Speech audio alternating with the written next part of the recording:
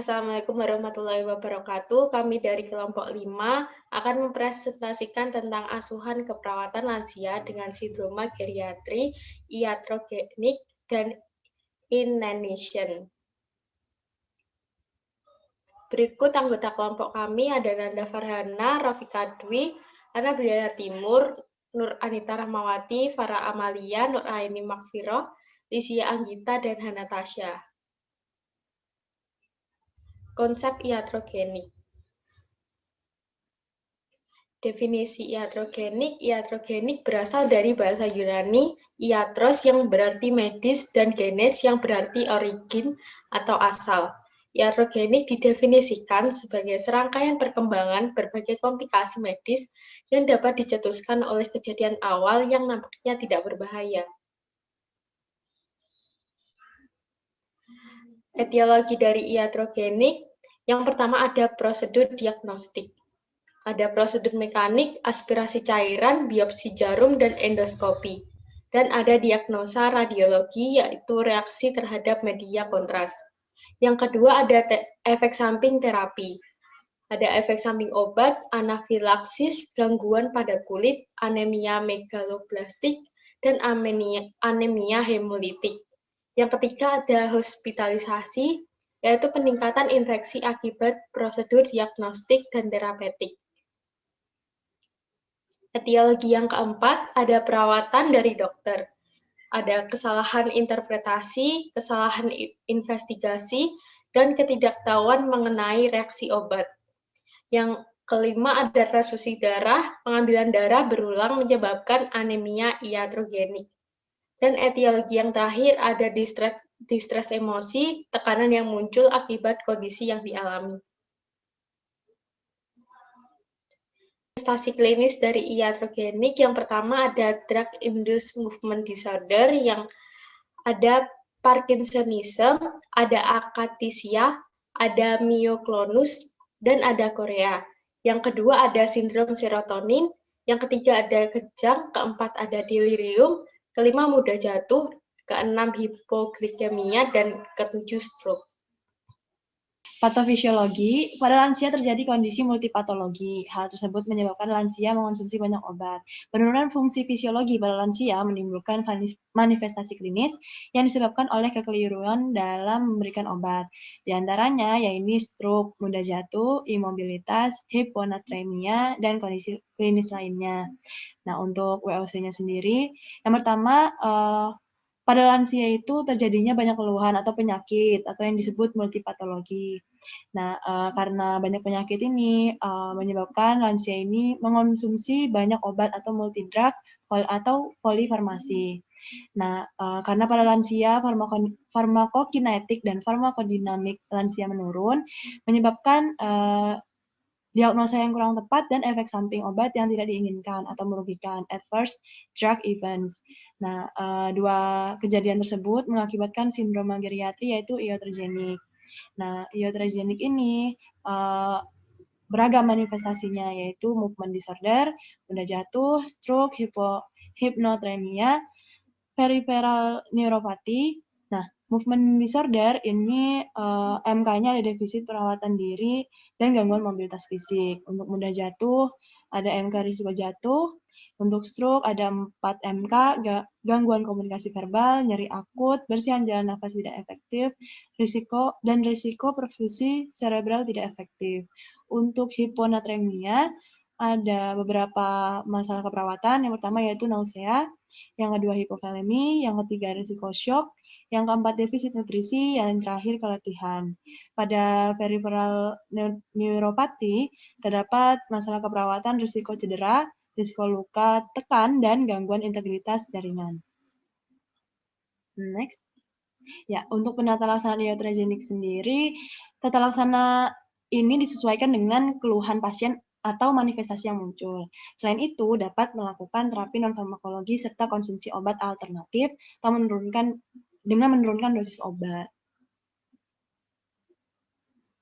Ya, untuk pemeriksaan penunjang sendiri dapat dilakukan tes laboratorium, fototoraks, EKG, tes neuropsikologik, CT scan atau MRI, dan EEG. Komplikasi dari iatrogenik ini efek samping interaksi obat, kesalahan medis, kelalaian penggunaan instrumen, dan kecemasan pada pasien maupun tenaga kesehatan.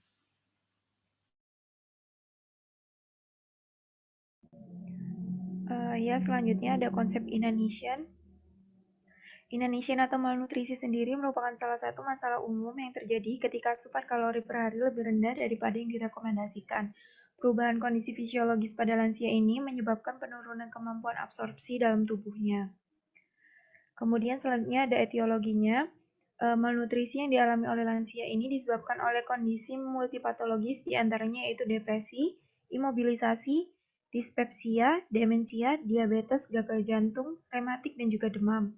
Kemudian untuk manifestasi klinisnya, yang pertama ada kelelahan dan kurang energi, kemudian yang kedua ada pusing, lalu ada sistem imun yang rendah, kulit kering dan bersisik, gigi yang membusuk, sulit konsentrasi, perut kembung, berat badan menurun, serta tulang yang rapuh. Kemudian untuk patofisiologinya, seorang lansia umumnya akan mengalami beberapa kondisi seperti gangguan fungsi indera, penurunan kesehatan gigi, serta penurunan fungsi kognitif sehingga mengganggu kemampuan untuk mencerna makanan. Hal tersebut menyebabkan lansia mengalami malnutrisi dan sistem imun yang menurun. Kemudian untuk WOC-nya, seseorang yang lanjut usia itu umumnya akan mengalami gangguan fungsi alat indera. Kemudian gangguan fungsi alat indera ini menyebabkan penurunan indera penglihatan dan juga pendengaran yang mengakibatkan tidak nafsu makan. Selain itu juga menyebabkan penurunan indera penciuman dan perasa. Akhirnya tidak dapat menyiapkan makanannya sendiri. Kemudian lanjut usia juga mengalami kesehatan gigi yang menurun. Akhirnya timbul karies pada gigi, kemudian gigi menjadi membusuk, kemudian mengalami kesulitan mengunyah makanan. Lalu lansia juga mengalami penyakit kronis. Akhirnya lansia mengkonsumsi obat-obatan yang menyebabkan penurunan pada absorpsi zat gizi. Kemudian lansia juga menderita cacat fisik yang menyebabkan imobilisasi sehingga tidak dapat menjangkau makanannya. Kemudian lansia juga umumnya akan mengalami kemampuan pengetahuan yang menurun sehingga nutrisi yang diterimanya menjadi tidak adekuat. Hal tersebut menyebabkan timbulnya inanition atau malnutrisi. Kemudian menyebabkan kelelahan yang nantinya menyebabkan kekuatan otot menurun sehingga fisiknya menjadi lemah hingga enggan bergerak dan muncul MK gangguan mobilitas fisik. Kemudian yang kedua, mengalami kekurangan energi, menjadi lelah dan lesu sehingga tidak mampu beraktivitas, muncul MK keletihan. Kemudian kekebalan tubuh yang rendah akhirnya menyebabkan lansia mudah terserang organ patogenik sehingga muncul MK risiko infeksi. Selain itu juga mengalami kram abdomen yang menyebabkan berat badan menurun. Akhirnya muncul MK defisit nutrisi dan yang terakhir kulit menjadi kering dan bersisik. Akhirnya muncul perdarahan dan muncul MK gangguan integritas kulit. Untuk penata laksanaan inanition sendiri, satu ada pemantauan status nutrisi yang terbagi dalam penimbangan berat badan teratur selama 1 minggu sekali. Selanjutnya ada mini nutrition assessment, lalu ada perhatikan asupan kalori per hari, dan yang terakhir konsumsi makanan dengan vitamin D dan berjemur di siang hari. Lalu yang kedua dengan perencanaan makanan. Ketiga, perencanaan makanan secara umum memperhatikan gizi, porsi, dan jenis makanan. Lalu yang keempat, perencanaan makanan untuk mengatasi saluran cerna, konsumsi makanan tinggi serat, air putih 8 gelas sehari, tidak menggunakan laksatif. Untuk pemeriksaan penunjangnya, kolesterol, kadar kolesterol rendah menunjukkan malnutrisi yang berat. Lalu hemoglobin dan hematokrit. Pengukuran HB dan HT dapat mengidentifikasi defisiensi berbagai bahan nutrisi. Lalu serum albumin dapat digunakan sebagai petunjuk, akan tetapi bukan marker yang baik untuk melihat perubahan status protein. Lalu yang terakhir ada transferin, menjadi parameter dalam mengkaji status protein visceral rentan normal 170 sampai 250 mg per desiliter. Untuk komplikasi, lebih rentan terinfeksi penyakit, penurunan massa otot, gagal jantung, gangguan ginjal, depresi, apatis, dan gangguan interaksi sosial. Baik, selanjutnya asuhan keperawatan. Untuk kasusnya, seorang lansia berusia 67 tahun bernama Nyonya B datang ke rumah sakit bersama anaknya yang bernama Tuan E. Saat datang ke rumah sakit, Nyonya B digendong oleh Tuan E. Nyonya B mengeluhkan sakit kepala, pusing, matanya berkunang-kunang, dan mengeluh lemas sehingga tidak mampu berjalan sendiri. Nyonya B mengatakan bahwa nafsu makannya menurun. Nyonya B hanya menghabiskan seperempat porsi makanan dari biasanya.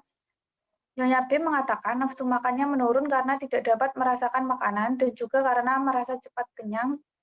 Sebelum sakit, berat badan klien adalah 51 kilo. Setelah dilakukan pengkajian, didapatkan data gigi tidak lengkap, papila lidah mengalami kerusakan, pola makan 2 kali per hari, BB 51 kilo menjadi 45 kilo, nadi 80 kali per menit, tekanan darah 100 per 70 RR 16 kali per menit. Klien dianjurkan rawat inap dan mendapatkan terapi NaCl 0,9%, 500 ml per 8 jam. Setelah 1 hari menjalankan rawat inap, Nyonya B mengeluh nyeri pada area penusukan infus. Area infus berwarna merah dan bengkak. Nyonya B merasa menggigil. Setelah dikaji, suhu tubuh Nyonya B adalah 38,5 derajat Celcius. Berikut format pengkajiannya. Nama Nyonya B, usia 67, agama Islam, alamat asal Mulyorejo Barat, Surabaya, tanggal datang 19 April 2021. Data keluarga, nama Tuan E, hubungan anak, pekerjaan sebagai wira swasta, alamat Mulyorejo Barat, Surabaya. Kemudian status kesehatan sekarang, keluhan utama, klien mengeluhkan nyeri kepala, pusing, lemas, dan mata berkunang-kunang. Pengetahuan usaha yang dilakukan untuk mengatasi keluhan, klien melakukan istirahat dan tidur. Kemudian obat-obatan yang dikonsumsi klien yaitu parastamol. Kemudian untuk age-related change atau perubahan terkait proses menua, fungsi fisiologisnya, klien tidak mampu melakukan ADL tanpa bantuan. Kemudian integumennya, klien tidak mengalami gangguan integumen.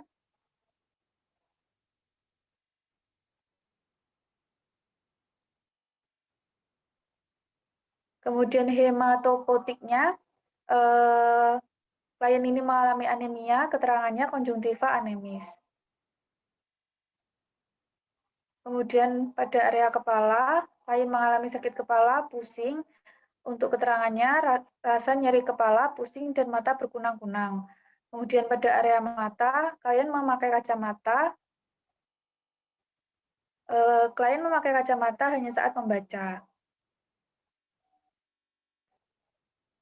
Kemudian pada area telinga, klien tidak mengalami gangguan pendengaran. Kemudian pada area hidung sinus, klien tidak mengalami gangguan pada hidung. Kemudian pada area mulut dan tenggorokan, klien keterangannya pola sikat gigi, klien melakukan sikat gigi 2 kali sehari. Keterangannya klien mengeluhkan tidak dapat merasakan makanan dan klien menggunakan gigi palsu. Kemudian pada area leher, klien tidak mengalami gangguan pada leher. Kemudian pada area pernafasan, klien tidak mengalami gangguan pernafasan. Kemudian pada kardiovaskuler, klien tidak mengalami gangguan kardiovaskuler. Selanjutnya pada area gastrointestinal, pada gastrointestinal ini terjadi perubahan nafsu makan, kemudian pola BAB-nya 1 kali sehari, atau tidak mengalami perubahan, kemudian keterangannya klien mengalami penurunan nafsu makan. Pada area perkemihan, frekuensi berkemih 3-4 kali sehari, pola BAK normal, keterangan klien tidak mengalami keluhan perkemihan. Untuk reproduksi, klien mengalami menopause pada usia 52 tahun dan tidak ditemukan adanya keluhan. Pada area muskuloskeletal, pola latihan, klien hanya tiduran untuk mengurangi pusing, kemudian dampak pada ADL, klien memerlukan bantuan. Keterangannya tidak ada gangguan pada muskuloskeletal. Kemudian pada persarafan, tidak ada gangguan pada area persarafan. Kemudian untuk potensi pertumbuhan psikososial dan spiritual,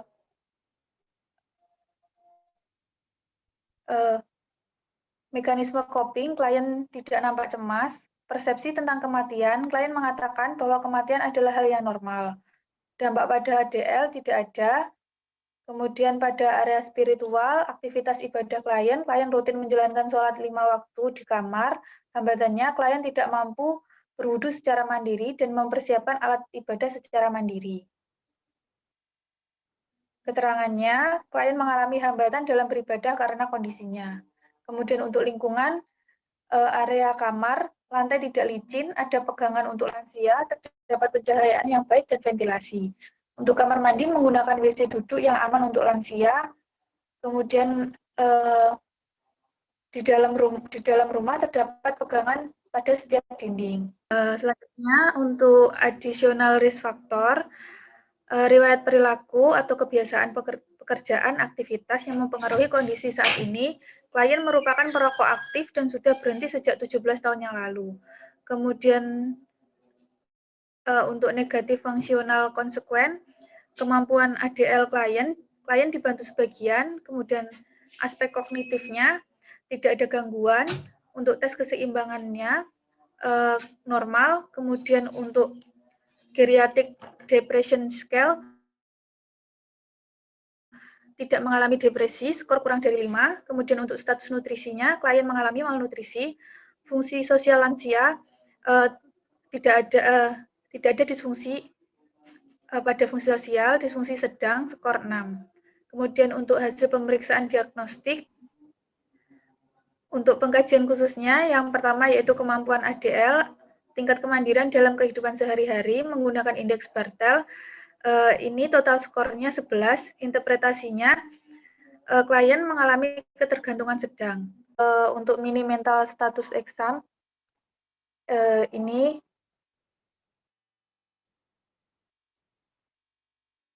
total skornya yaitu 36, interpretasi hasilnya lebih dari 30, tidak ada gangguan kognitif.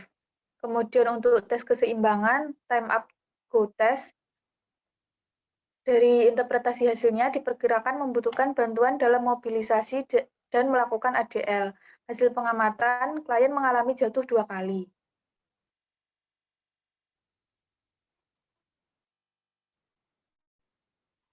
Kemudian untuk geriatric depression scale, untuk total skornya yaitu 4. Interpretasinya jika diperoleh indikasikan klien skornya kurang dari 5. Kemudian untuk status nutrisi,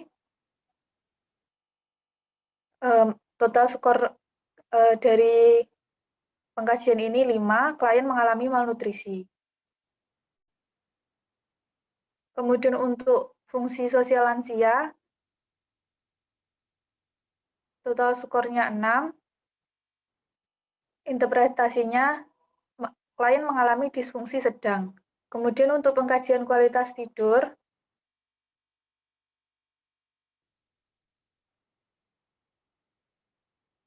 interpretasi skornya, total skor dari pengkajian ini 8, yaitu interpretasinya menunjukkan kualitas tidur klien yang buruk.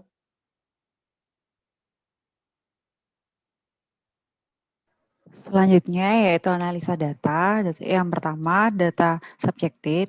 Nyonya B mengatakan bahwa merasa badannya menggigil. Untuk data objeknya, nanti 80 kali per menit, suhunya 38,5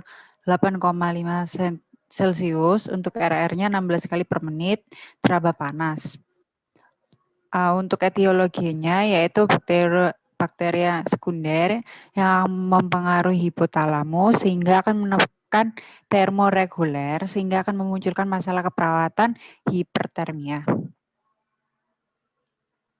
Untuk Data yang kedua, data subjeknya, yaitu klien mengatakan nyeri kepala sehingga ia mengeluh lemas, skala nyeri berkisar 8, nyeri pada area penusukan jarum. Untuk data subjektifnya, klien tampak lemas. Untuk etiologinya, yaitu infeksi mikroorganisme yang akan menyebabkan peradangan, sehingga akan meningkatkan frekuensi atau dorongan kontraksi uretral, yang akan menyebabkan depresi saraf perifer, sehingga akan menyebabkan masalah keperawatan nyeri akut. Untuk data yang ketiga, data subjektifnya, yaitu kalian mengatakan nafsu makan menurun karena tidak dapat merasakan makanan. Lalu juga sebelum sakit, pasien mengatakan berat badan 51 kilogram. Untuk data objektifnya, berat badan saat sakit 45 kilogram.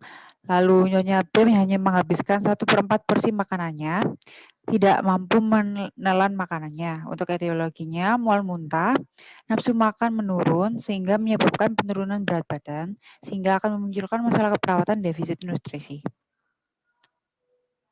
Untuk data yang keempat, data subjektif, klien mengatakan nyeri di area penusukan jarum. Untuk data objektifnya, area kulit penusukan jarum berwarna merah dan bengkak. Untuk etiologinya yaitu trauma jaringan, sehingga akan menyebabkan perawatan yang tidak adekuat, sehingga akan memunculkan masalah resiko infeksi. Untuk data yang terakhir, data subjektifnya, Nyonya B mengeluh lemas. Lalu untuk data objektifnya, Nyonya B tampak lemas. Untuk etiologinya, hipermetabolik yang akan meningkatkan kebutuhan energi sehingga akan memunculkan masalah keperawatan dan keletihan. Untuk prioritas diagnosis keperawatannya, yang pertama hipertermia yang terdapat pada SDKI dengan nomor D0130. Lalu yang kedua, nyeri akut pada SDKI dengan nomor D0077. Yang ketiga, defisit nutrisi dengan nomor D0019. Yang keempat, resiko infeksi dengan nomor D0142. Dan yang terakhir yaitu keletihan dengan nomor D0057. Baik, selanjutnya akan membahas tentang intervensi atau rencana keperawatan. Yang pertama yaitu pada tanggal 19 April 2021 pada waktu jam 9 WIB, yaitu tujuannya setelah dilakukan asuhan keperawatan selama 8 jam, maka termoregulasi membaik dengan nomor luaran L14134 dengan kriteria hasilnya menggigil cukup menurun dengan skala 4, kemudian suhu tubuh cukup membaik dengan derajat Celciusnya 37, dan yang ketiga yaitu suhu kulit cukup membaik dan tidak adanya terasa hangat. Kemudian intervensinya kelompok kami mengambil yaitu manajemen hipertermi dengan nomor intervensi yaitu I15506. Observasi yang pertama yaitu identifikasi penyebab hipertermia, kemudian monitor suhu tubuh, monitor kadar elektrolit, dan monitor komplikasi akibat hipertermi. Untuk tindakan terapeutiknya yaitu sediakan lingkungan yang dingin, kemudian lepaskan atau longgarkan pakaian, kemudian berikan cairan oral, kemudian lakukan pendinginan eksternal dan hindari pemberian antipiretik atau aspirin. Untuk tindakan edukasinya yaitu anjurkan tirah baring, kemudian untuk tindakan kolaborasi pemberian cairan dan elektrolit intravena. Next.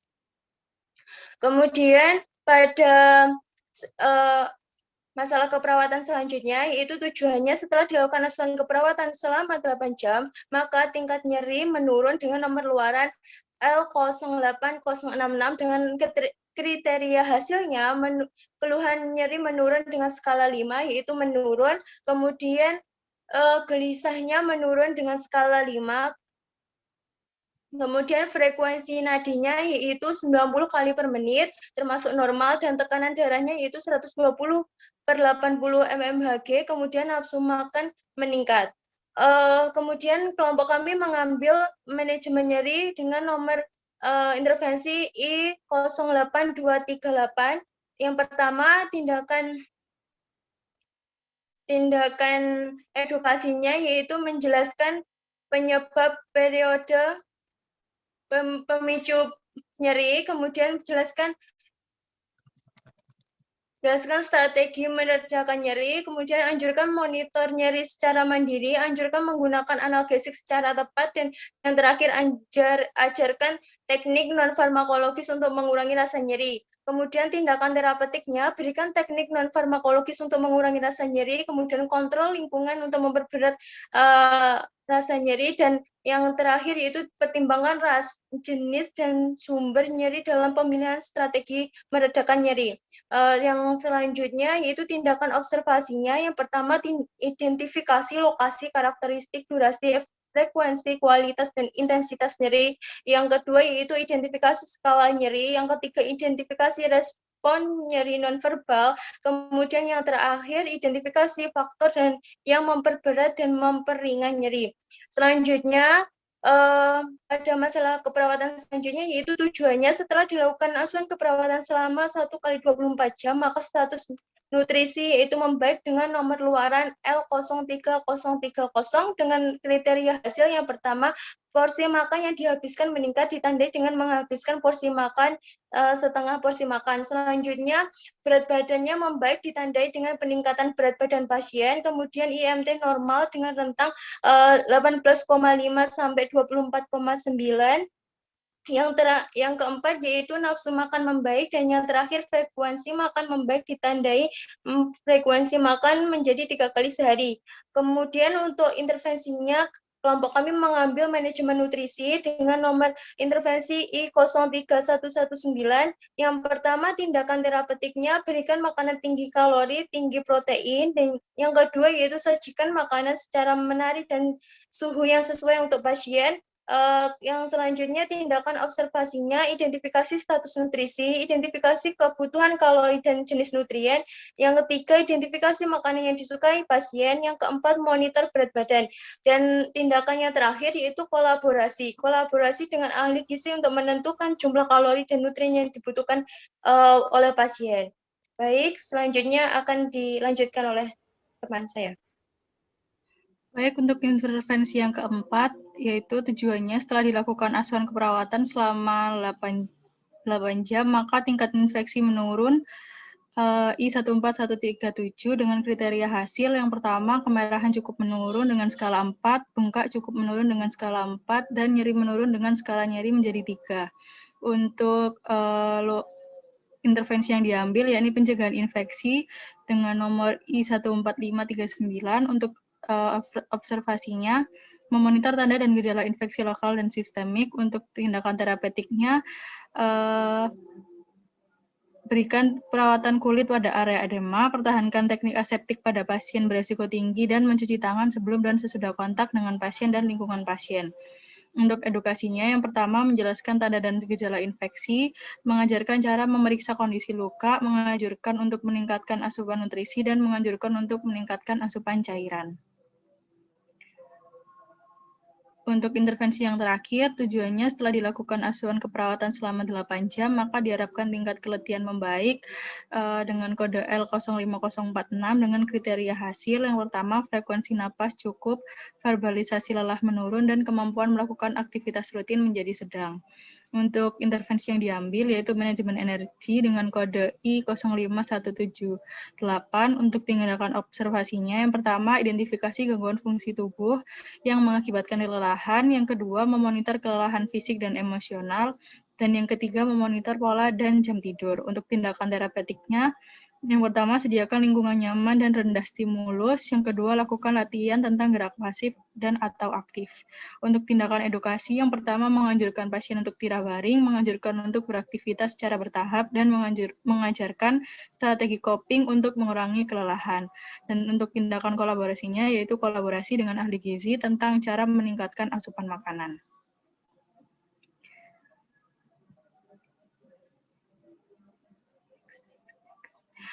Sekian, terima kasih presentasi dari kelompok kami. Kurang lebihnya mohon maaf. Wassalamualaikum warahmatullahi wabarakatuh.